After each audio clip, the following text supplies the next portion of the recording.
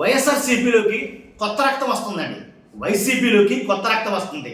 కొత్త రక్తంతో పాటు యువ రక్తం వస్తుందని చెప్పాలి.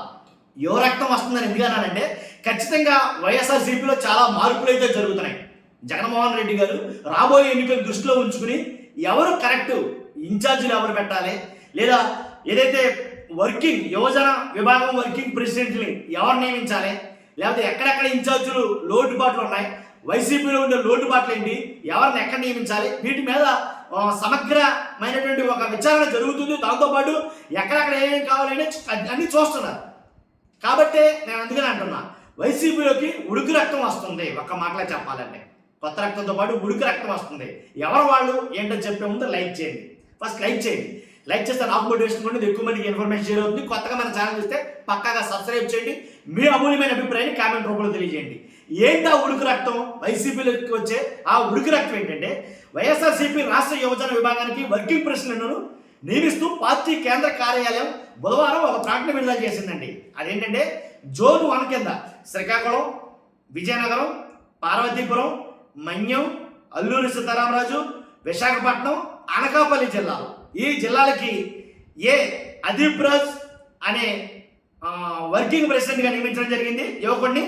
అలాగే జోన్ 2 కింద Kakinada, doctor B R Ambedkar Konaseema, doctor B R Ambedkar Konaseema, తూర్పుగోదావరి, పశ్చిమ గోదావరి, ఏలూరు జిల్లాలకు యువజన విభాగం వర్కింగ్ ప్రెసిడెంట్గా ఎవరంటే కారుమూరు సునీల్ కుమార్ గారిని నియమించడం జరిగింది. అదేవిధంగా జోన్ 3 చూస్తే కనుక కృష్ణా జిల్లా, ఎన్టీఆర్, గుంటూరు, పల్నాడు, బాపట్ల జిల్లా, ఈ జిల్లాలకన్నింటికి వర్కింగ్ ప్రెసిడెంట్గా అంటే యువజన విభాగానికి వర్కింగ్ ప్రెసిడెంట్గా పేరుని కిట్టు అంటే పేరు నాని గారు అబ్బాయి. ఇంతకుముందు కారుమూరి సునీల్ అన్నాను కదా, ఆయనేమో కారుమూరి నాగేశ్వరరావు గారు, మంత్రి కారుమూరి నాగేశ్వరరావు అబ్బాయి. ఈయనేమో పేరుని కిట్టు పేరు నాని గారు అబ్బాయి.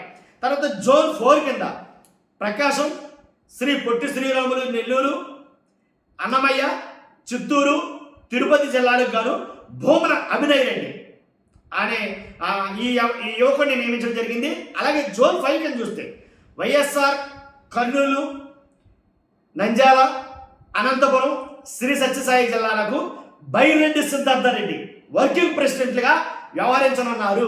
అందుకని అన్నాను నేను, యువ రక్తం ఎక్కువగా అయితే కనుక పార్టీలోకి చూపించడానికి జగన్మోహన్ రెడ్డి గారు ఎక్కువగా ప్రాధాన్యత ఇస్తారు.